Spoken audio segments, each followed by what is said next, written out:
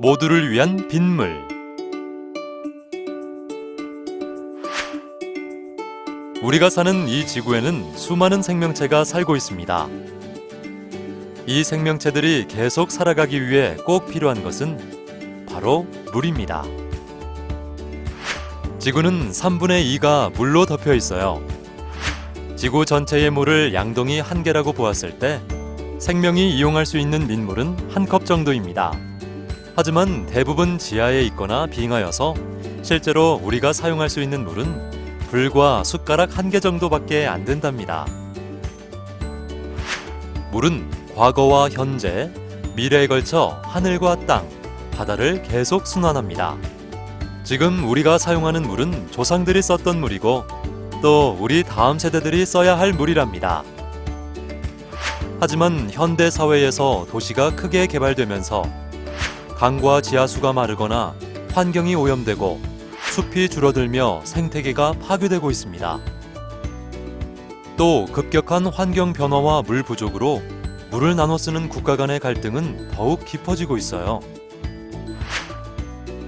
세계 인구도 계속 늘어나고 있어요. 사람이 늘어나면 사용할 물은 점점 증가하는데 물이 필요한 다른 생명들은 어떻게 될까요?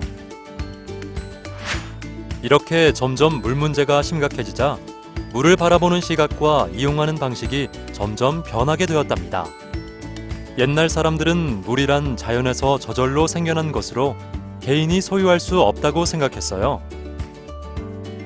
그런데 19세기 산업 근대화로 물은 중앙정부에서 일괄적으로 관리하게 되었고 이후 민간 기업에게 넘어가게 되면서 여러 가지 사회 문제들이 나타났습니다. 그리고 20세기에 물은 상품이 되었습니다. 바로 우리가 가게에서 흔히 볼 수 있는 물통에 든 생수입니다.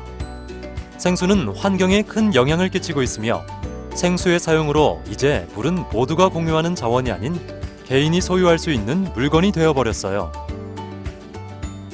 그러나 안타깝게도 이렇게 문제점이 많은 생수의 소비는 해마다 크게 증가하고 있답니다. 그렇다면 과학기술이 우리의 물 문제를 해결해 줄 수 있을까요? 댐은 전기를 생산하고 홍수를 조절하는 역할을 하지만 물의 흐름을 바꾸어 생물들과 사람들의 서식처를 파괴하기도 합니다. 또 바닷물을 먹을 수 있는 물로 바꾸는 해수 담수화, 화학물질로 비구름을 만드는 인공 강우 기술 등 물 문제를 해결하려는 과학기술들이 발전하고 있지만 이런 새로운 기술들이 환경에 어떤 문제를 일으키게 될지에 대해서는 아무도 장담하지 못합니다. 그렇다면 물 위기를 제대로 해결하려면 우리는 어떻게 해야 할까요? 무엇보다 우리는 물이 모든 생명의 근원이라는 것을 잊지 말아야 합니다. 그리고 내리는 비를 최대한 담고 있는 숲을 보호하고 갯벌, 호수 등 자연 그대로의 물 환경을 잘 보존해야 하죠. 또 생활 속에서 물을 아껴 쓰고 불필요한 소비를 줄이는 것도 중요합니다. 물건을 만들 때 역시 물이 많이 쓰이기 때문이죠. 또 빗물을 지혜롭게 활용하고 내린 빗물이 잘 순환되도록 노력하는 것도 정말 중요합니다.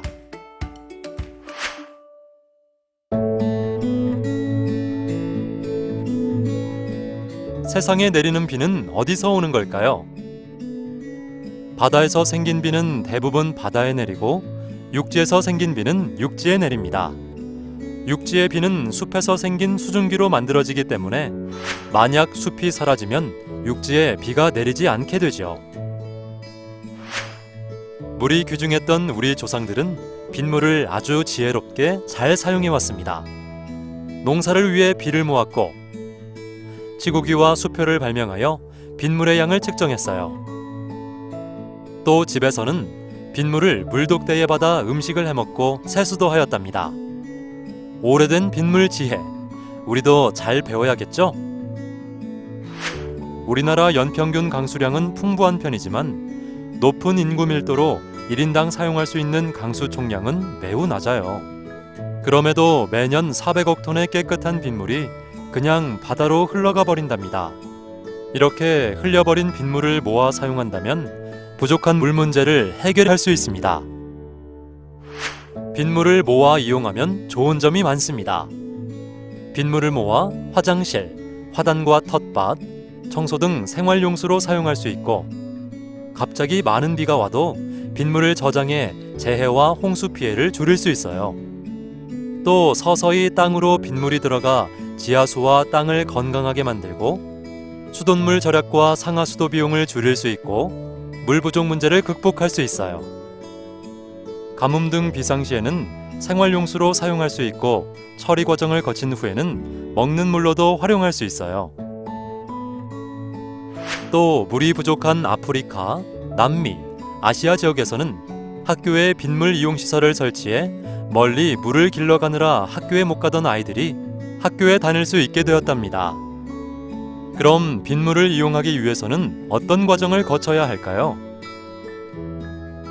먼저 빗물을 받고 받은 빗물을 한 장소에 모아 놓아요. 모은 빗물의 일부를 땅속으로 보내기도 하고 그대로 사용하거나 간단한 여과나 소독 등 처리하여 이용합니다. 이렇게 모아진 빗물은 생활 속에서 다양하게 잘 이용할 수 있어요. 물론 세계의 여러 나라들에서도 빗물을 잘 이용하기 위해 많은 노력을 하고 있답니다.